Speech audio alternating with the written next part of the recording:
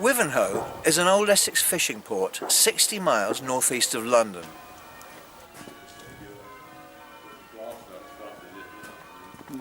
Today it's a pretty commuter town popular with bird watchers and weekend sailors. A century or so ago, however, it was a working country town. Its industries were fishing, farming and boat building.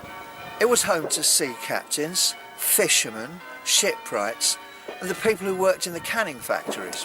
With a substantial nautical heritage here in Wivenhoe, we're used to living with a historical backdrop. You almost take it for granted, in fact.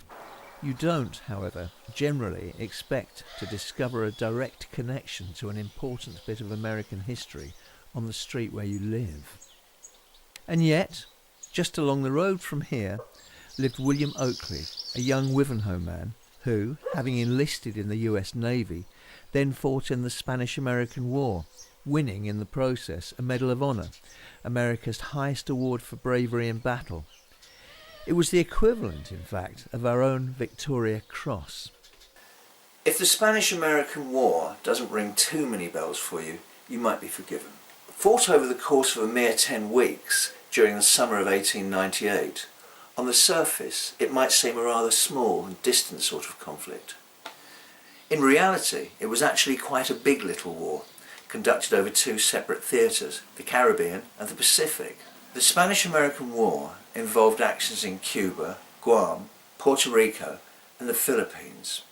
For Spain, however, who were eventually forced to sue for peace, the war was a disaster. Because having lost its last colonies to America, the 400-year-long reign of the Spanish Empire was at an end and Spain's national morale was left in tatters.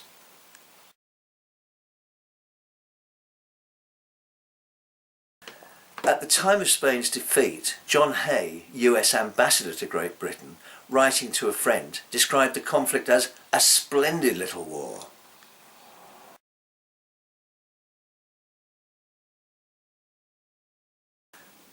The friend to whom he wrote these words was Theodore Roosevelt.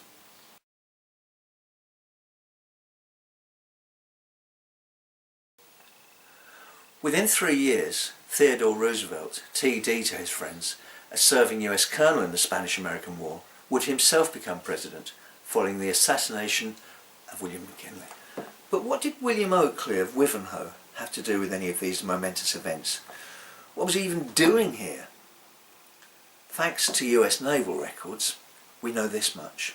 Rank and organisation, gunner's mate, 2nd class, US Navy, accredited to New York. GO number 521, 7th of July, 1899. The citation reads, on board the USS Marblehead during the operation of cutting the cable leading from Cienfuegos, Cuba, 11th of May, 1898, facing the heavy fire of the enemy, Oakley displayed extraordinary bravery and coolness throughout this period. Now, these telegraph cables comprised part of a communication network, now sometimes referred to as the Victorian Internet. Their destruction earned Oakley his Medal of Honor. William and his comrades, in rough seas, under bombardment from the shore, managed to sever 2 of the 3 cables before being driven off by enemy fire.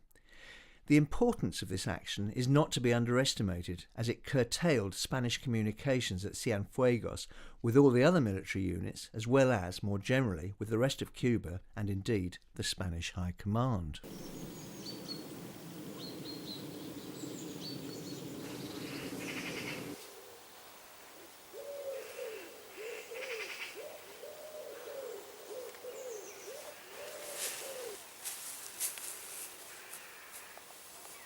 Well, here was the final resting place of William Oakley.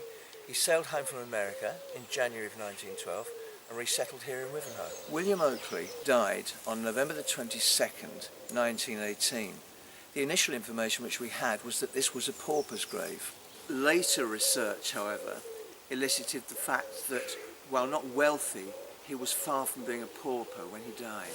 Closer inspections of records reveals that we're not 1, but 3 bodies in the grave, one of which was William's sister. The 3rd grave was that of one John Southerwood, buried in 1876, which leaves us with the probability that this is what was once referred to as a public grave.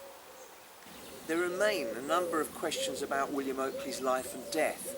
We don't, for instance, have any pictures of him. All we know of William Oakley, of his physical appearance, is that from various enlistment records, he's recorded as being rather short of stature, at 5'2", and florid of complexion. What we do know is that William Oakley, from an old local family, many of whose descendants still live in North Essex, was born in August of 1857 in Aberdeen, Scotland.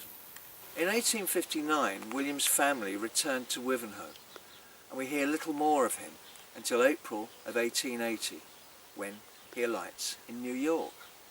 A century after these events had occurred, upon discovering that we had an Anglo-American war hero lying all but forgotten in Wivenhoe's old cemetery, both we and the American military authorities agreed that perhaps William Oakley and his achievements deserved rather more recognition than they've had.